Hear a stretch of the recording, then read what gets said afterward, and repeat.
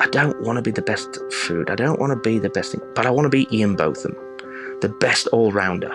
The thing that drives me more than anything else is community, humans, connection to humans, and learning through food than the history and geography of those things. This is The Crackling. I'm Anthony Huckstep.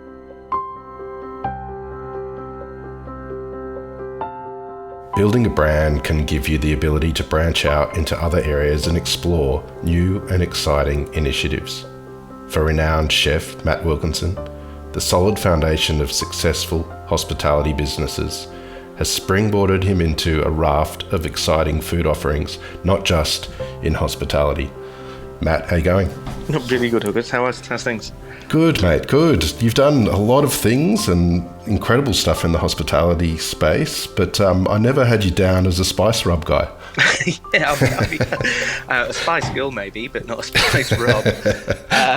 Mate, me neither. And it came to fruition from me actually closing the OG Pope Joan in Brunswick.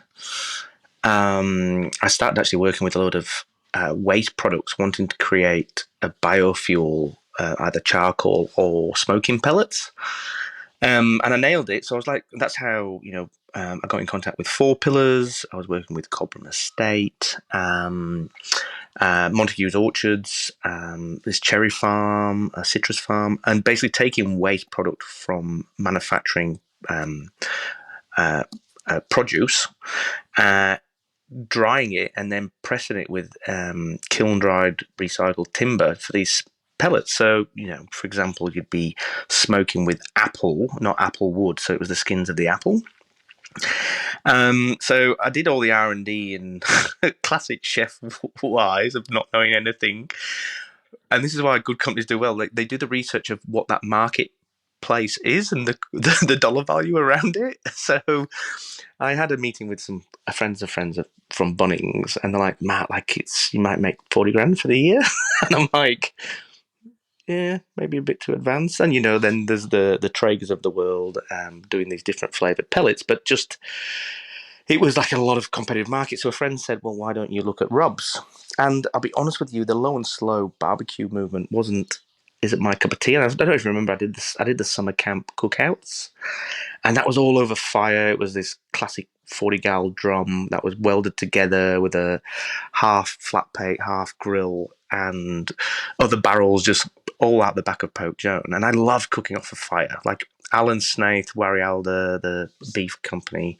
I chopped wood off of his land. Didn't know anything about seasoned and treated woods.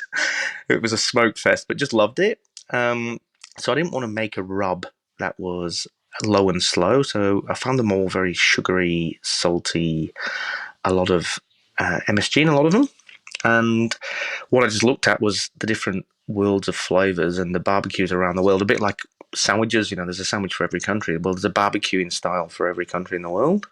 Even England, it might be in the garage over gas and a bit of sausage, but it's basically not even a posh Bunnings sausage sizzle. Anyway, so I went into it and looked at where I travelled in the world and connections, and went with street barbecue, it's rubs, marinade, seasonings from flavors of the world, straight off the street of barbecue.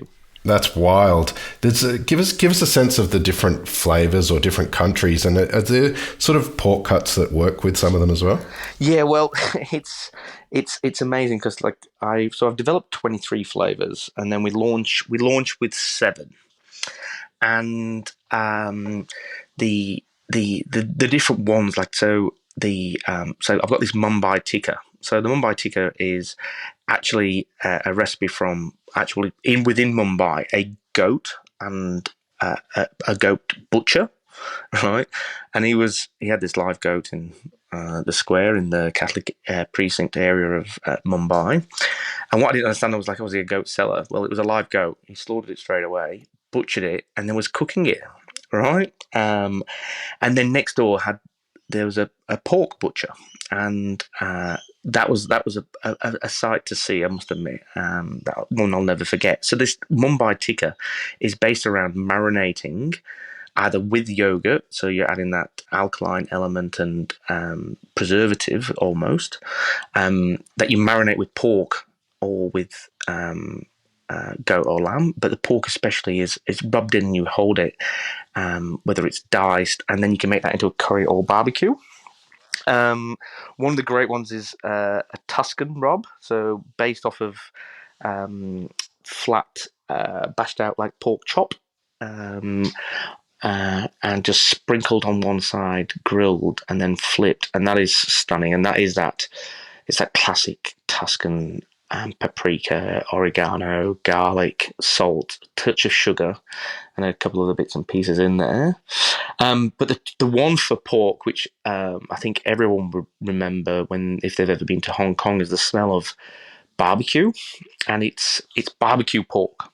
It's black bean, it's barbecue, and then there's also the Peking duck. And I wanted to develop two Hong Kong ones and one more in Mackay, the island, which is absolute pork heaven.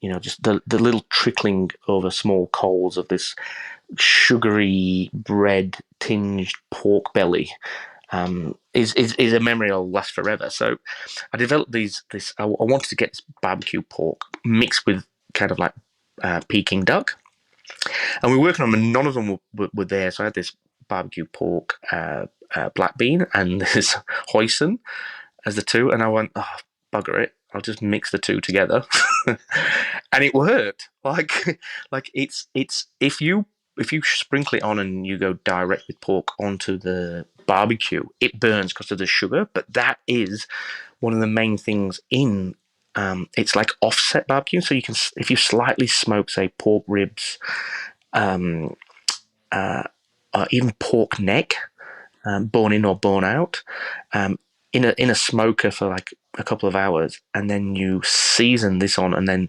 set it for another half an hour, and then apply a heap more of the Hong Kong barbecue rub on, a little bit of water, or you can have some cider or a little bit of wine, verjuice or water, and then wrap it, and then you cook it for 2 more hours, and then you just set it again for the last half an hour with a little extra rub in the barbecue.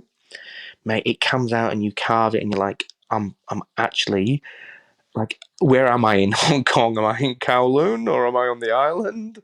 Like it was just one of those those memories of the drop, and that one is the pork master one, I think. And then of course you have asado. So asado being a cooking term, it's based off all around Brazil. In different areas of Brazil, they do different types of asado with different meats, whether it's chicken, beef, lamb. But one of them they do a lot is pork, and this is the base seasoning to sprinkle on before and rub it in with oil, and then as soon as it's cooked, you season with it as well. And I love that one. Well, it's interesting to hear you sort of say that you're not really a low and slow sort of barbecue cook, but you do love cooking over fire. What's some of the tips you have for that sort of faster cooking, particularly of pork over a flame that's not low and slow? So my one thing with pork, I'll take like a classic pork chop, whether that's got the bone on or not. So that can come from anywhere from a strip loin all the way through to the Scotch. Even like my favorite is the neck chop. Right. The great thing about pork is if it's cooked properly, there is still juice there, and somehow you've got to capsulate that juice. Right. That juice to me is started talking about meat vinaigrettes. So as you're carving it on the board, you want to be collecting that and mix it. So my biggest tip is if you're going hard and fast, and that means like a ceramic grill, like a Primo, like really like open it up, get one side absolutely blaring with charcoal, right? And or even if it's your gas burner, get it on like those crappy little gas Webers, right? Get it smoking hot. Season one side of the chop, right? And then straight on the grill, and leave it on there, and then turn down the heat. So if you're in a grill, people always go, well, how can you turn down the coals? Well, you open it all up, or you can just shovel out the coals. Okay, so it is a bit like like cooking over fire, and I learned this the hard way, is you've always got to look after it. It's very easy to lower it. It's very hard to get it back going again quickly without a lot of blowing or fanning. So back to that pork chop, you put it on and then you disperse things and you cook it just on one side and only seasoned on one side. Go as long as you can, just, shovel it around, turn it 90 degrees, 180 degrees, another 90 degrees. Keep it on that one side. Make sure the heat's thing. And then just before you're about to serve, or when it's just before it's ready, the colouring of the pork changes and it starts to get this caramelly brownness. And everyone goes, is pork, is it pink? Is it white meat? Is it dark meat? Like, which one is it, right? And it's to me, it's unique purely to its own. And it is to me that pink. And I've had some amazing pork dishes around the world, especially in Spain, where they, serving pork medium rare, but it's cooked all the way through, so it's over 63 degrees, but there's still a little bit of pink in it, is really a must for me. But as soon as it starts to raise up, it's a little bit caramelized on the bottom. You can see it's raising up, and it's that pinkness has turned into white and grey. Then flip it over, cook it hard, so increase the temperature again, and just sizzle it, and then take it off and let it rest. Let it rest on a plate, put it onto a board, carve, put it back onto the plate, and all those meat juices, I then sprinkle a bit more. If we're using the Tuscan, a bit more Tuscan on there. I might chop some tomatoes through it, a squeeze of lemon juice, some Australian extra virgin olive oil, and you've got there the perfect pork steak for me from the barbecue. And quite often or not, people overcook it, but you just want it just cooked. And if intense heat first, lower it down, intense to finish, and then rest, carve, away you go. You've done so many things, and it's hard to sort of pinpoint all of them, but there's like a wives' tale or a fable, or I don't even know if it's true, about the gin pig. You were the creative director at Four Pillars for a while. Is the gin pig a real thing? It was a real thing. Unfortunately, so that was, I actually did the first gin pig dinner at Pope Joan. I reckon this is back 2017. No, it was earlier than that. It has to be earlier than that. 2014, 15. Let's call it 2015 for fun. And what they were Berkshire cross saddleback pigs in the Yarra Valley. That part of their diet was the botanicals fed from the stills. And what it was now, it's no longer a thing. Like, I actually shouldn't talk about it. I'll get in trouble, but never mind. Cam, Stu, I'm sorry. Matt, I'm sorry. It was an amazing thing, and we ended up falling out with the elements. It got bigger than what it should have been, and which way it went to go. But the pigs were fed a botanical. Now, any pig farmers out there know that pigs eat certain things, won't eat certain things, but then anything that's hungry will eat everything. They loved munching on the star anise and the cardamom and the coriander, but unfortunately they didn't really like the juniper. So we ended up making some pig feed with the dry botanicals through it, and then they munched it. And what it did is, I think, if you think, the original Wagyu, when they fed it fermented beer grains, it's not so much obviously the flavour going through, but there's high levels of magnesium, some and potassium within the leftover botanicals, and that was imparting and just made the meat really beautiful and succulent.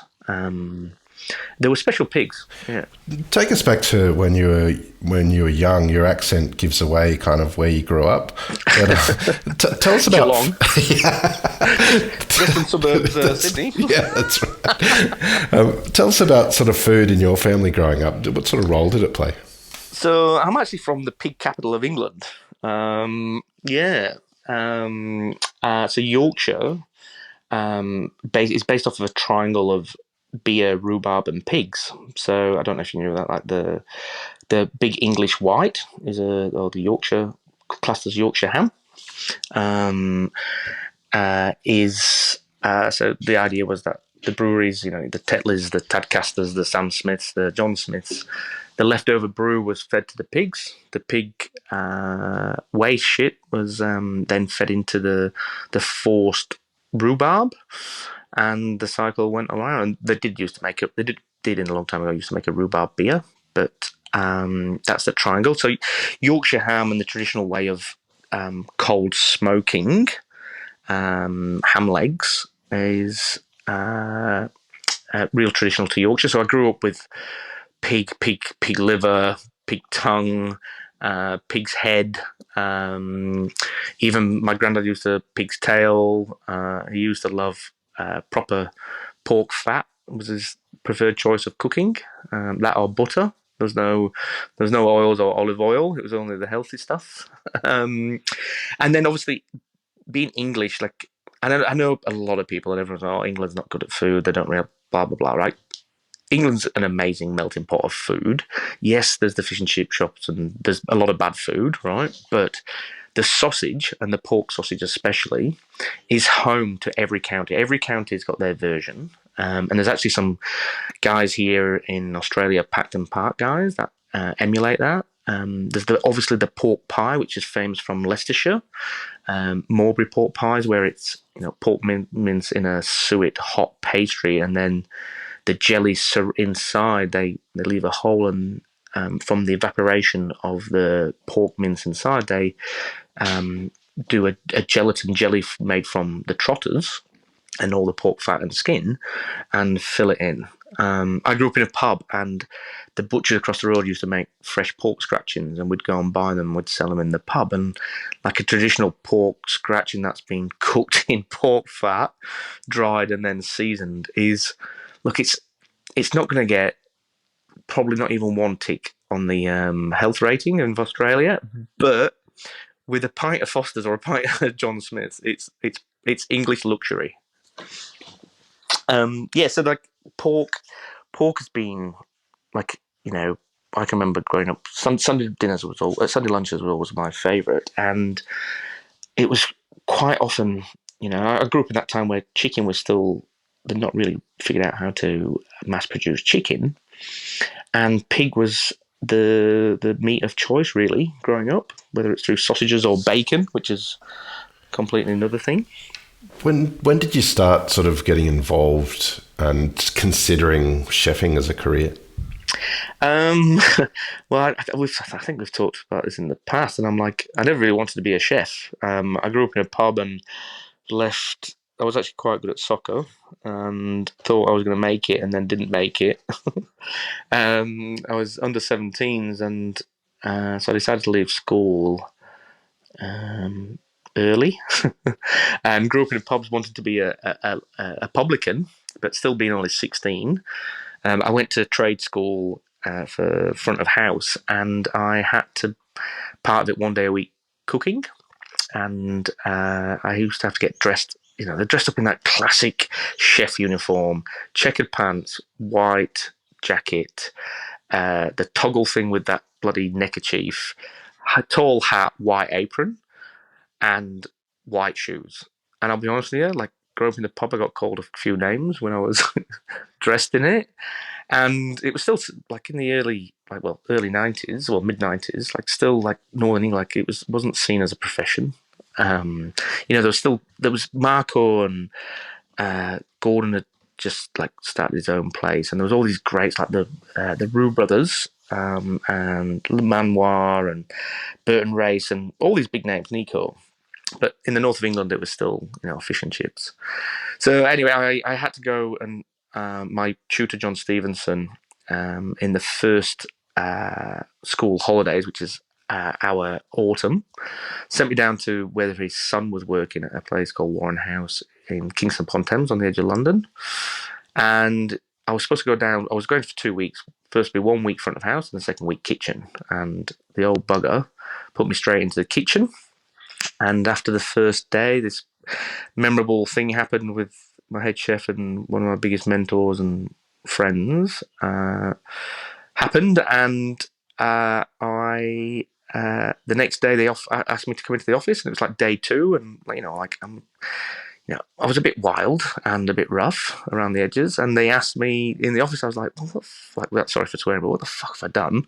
Like, the only time I've been asked to go into an office is usually the principal's office, and that never turned out good. And I'm like, I haven't done. And I literally walked in. I was like, what have I done? I haven't done anything. They're like, no, I think you're all right. We're just wondering. We see something in you. Would you like a job? And I'm like, what?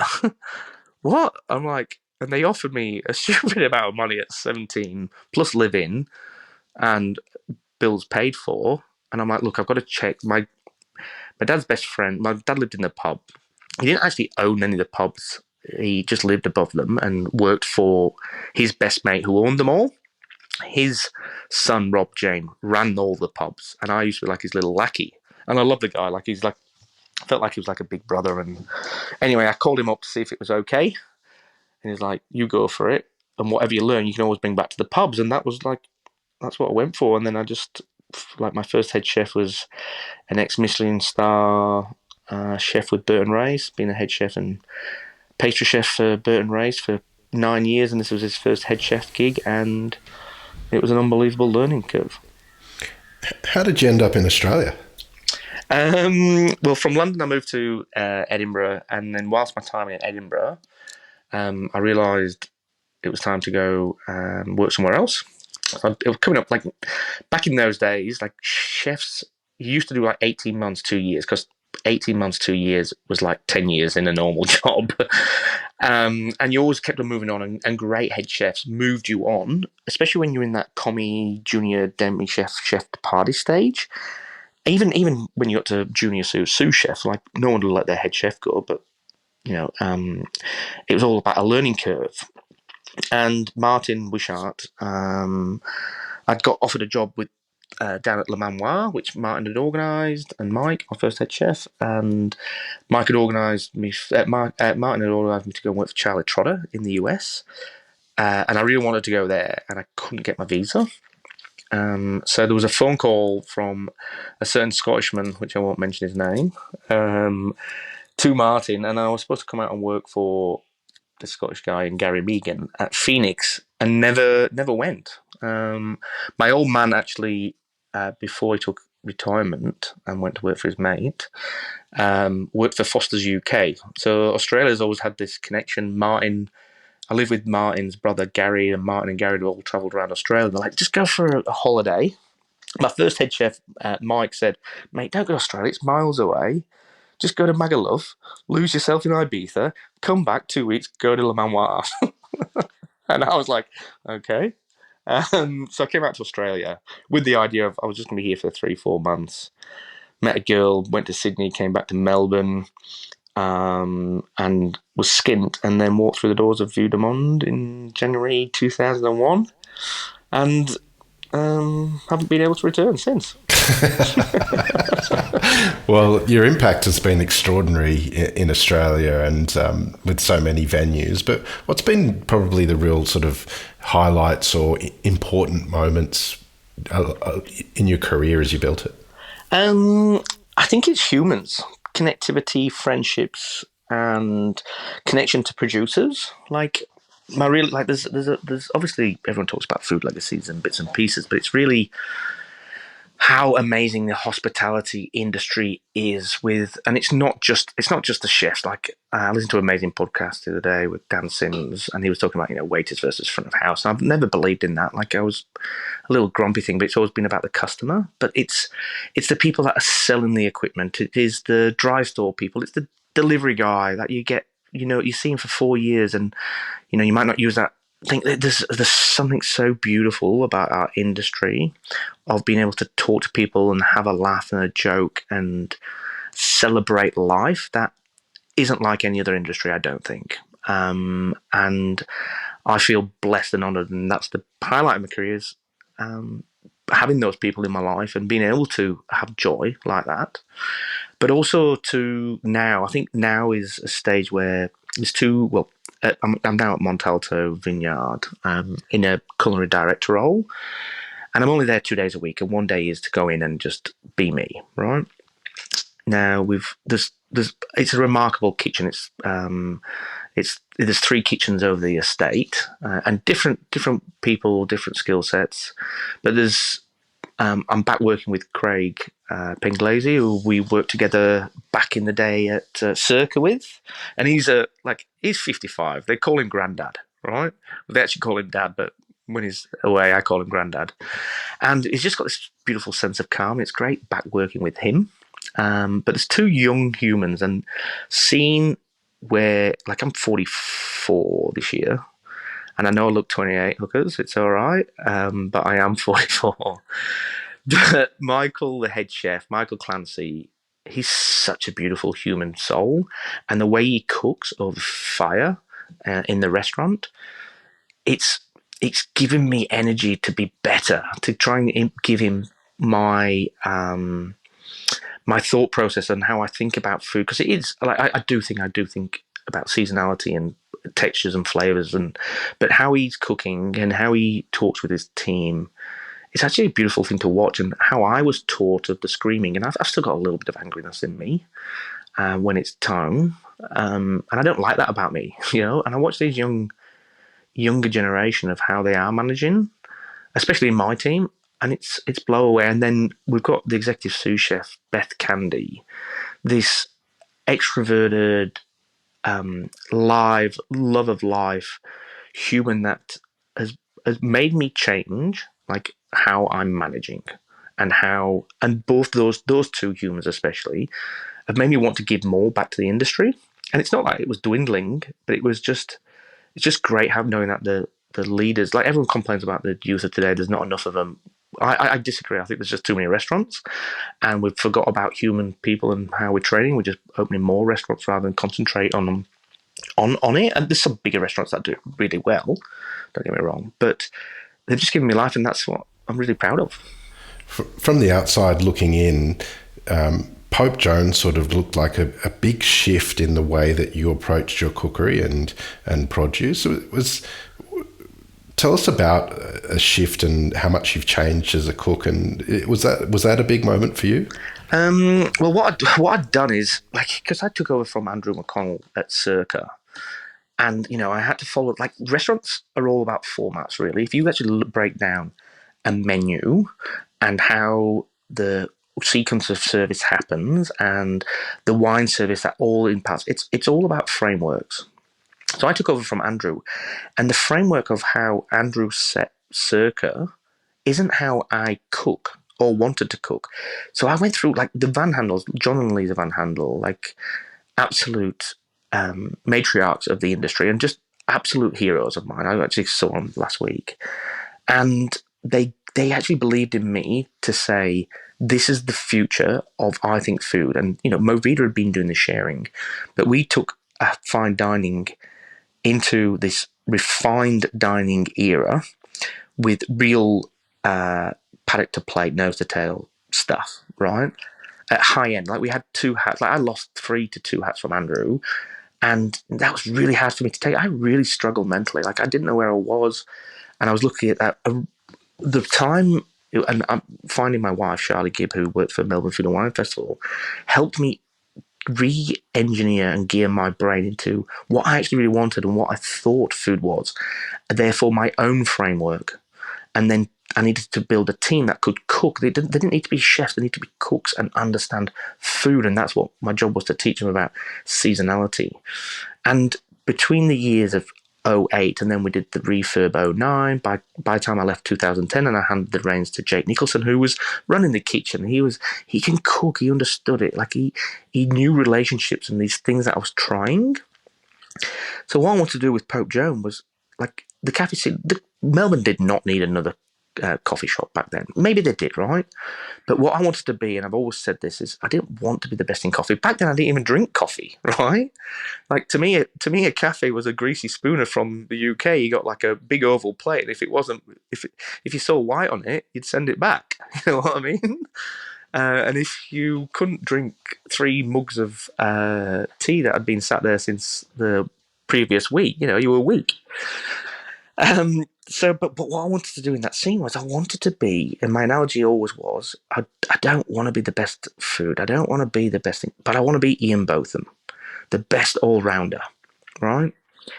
and also engaging in my realization. I'd started writing my first cookbook then, was the thing that drives me more than anything else is community, humans, connection to humans, and learning through food than the history and geography of those things. So Pope Joan was about community. It wasn't about Matt Wilkinson or what you put on the plate. If the people bought my beliefs and honesty, as did my team, as did my business partner, in the end that did towards the end fizzle out. But what we wanted to do was just create this seasonality. So it was a truly seasonal cafe, right? I still live my life truly seasonal, like no tomatoes, and that's what travel is so brilliant about. Like my kids get excited about going to Queensland in winter because they can have bloody tomatoes. Like, not because they go to the beach. You know what I mean? Like I'm a weirdo in that way, but that's what we did with the cafe, and I wanted to add my Britishness to it. It was something that I didn't do at Circa. Like there was just small twists on, offal and pork, and we had black pudding. We had the most amazing bacon from Melbourne Pantry, the most amazing black pudding and sausages from Pacton Park. I made my version of Heinz baked beans, and then we had some of the trickery stuff, like some very English things, like anchovies on toast. Like I used to do haggis. I did sometimes do toad in the hole, or we'd do like Yorkshire puddings with poached egg and smoked salmon rillette. So it was just a change that I wanted to do, and what I realized I created was a community of food, of connecting myself, chefs, producers, customers, consumers all together, and it was fun, Huggers. Like it was so much fun. And then I did the summer, like I was able to trial things, and now I don't have my own bricks and mortar. I'm a bit, it's a loss, and I sometimes feel it because there's a respect I have to pay to others because it's their business and not trade on tours, or I am a bit wilder than the average bear, and some of the ideas that I would come up with, some people don't think it's a bit not doesn't sit in their world. But going back to the summer camp cookout, I'd broken up with my business partner. I'd lost a lot of money with Jack Horner. I'd closed down Hams and Bacon and was re-emerging it as the pie shop because I couldn't make it into a little wine bar because I didn't have enough money to invest in toilets because I wanted to use the toilets already at Pope Joan and the council wouldn't let me. So I was like, well, what else is missing? And Warry Alder, Belter Galloway, just their person who just stopped making pies from. I was like, well, just make pies. And my good mate Steve Rogers had just finished with Movida and he needed something to do. So it's like, well, just go make pies in a little shop. And it worked.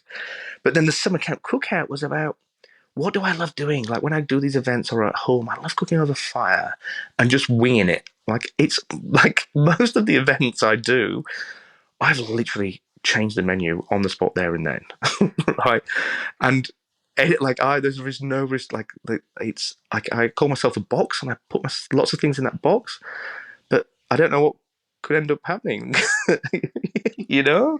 And I love that. And that summer camp cookout gave me back my expression of back cooking. Jakey McWilliams is actually down.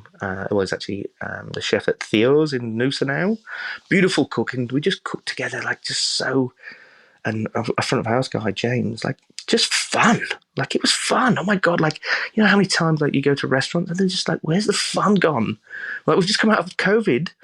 Well, and I know that was a while ago, and everyone's like, why is it not fun? And that's what I loved.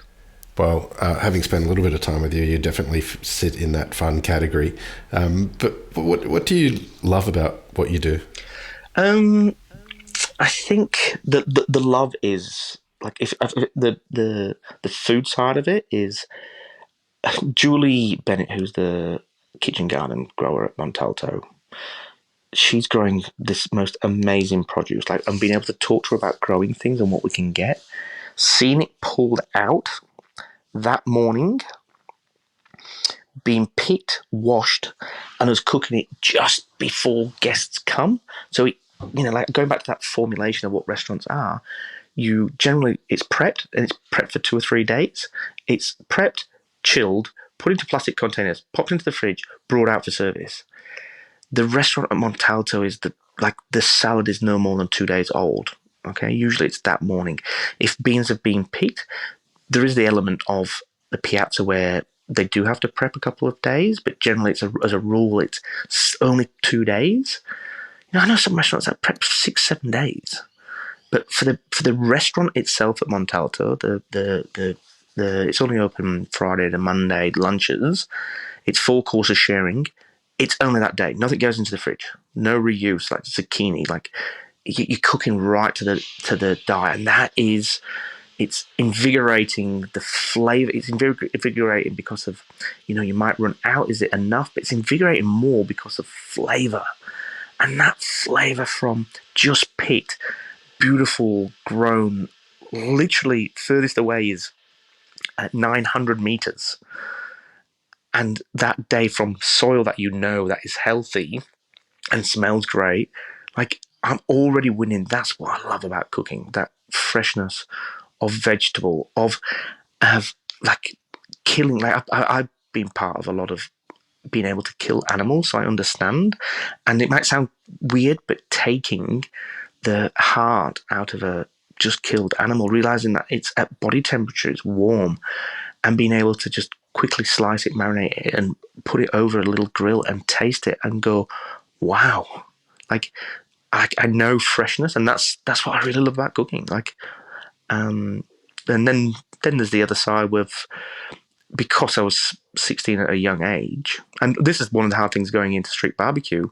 What I didn't realize, I was in hospitality, but especially chefs, we're so used to having a target and achieving it straight away there and then. And if there's a problem, you can rectify it there and then. There's no waiting. In selling a product, having it on a shelf, the time it takes, it is completely, it's a whole new mind game and ball game for me. And like Barbecues Galore is now stocking Street Barbecue, but the 7 rubs, they've only taken 3 rubs. It took 6 months to get the deal. Right. And I'm here going, well, what's wrong if you don't like it? Like, I'll come. I'll cook for you. I'll cook at every barbecue store if you want. What do you want from me to get this over the line? Because I'm used to success every day. And, think about it as a chef. An order comes in, and if you're an all-day place, it's even worse, but traditionally 12 till 3 for lunch, you achieve your goals. And then you've got to re-prep or retard yourself up to redo your goals for a nighttime. I would have hated to have been worked at Cumulus. Saying that, Pope Jam was pretty bad because sometimes we were 7 in the morning till 9 at night, and all day eating. Like you're waiting, and you achieve your goals, and that's now my new goal and something I've got to figure out. How do I calm down with the non-results? Well, Matt, as always, it's an absolute pleasure catching up with you. Please keep in touch, and we'll catch up again soon. Thanks for having me on, bud. This is The Crackling, a Deep in the Weeds production in partnership with PorkStar. I'm Anthony Huckstep. Stay tuned as we catch up with some of Australia's best chefs and pork producers to discover what makes Australian pork so special.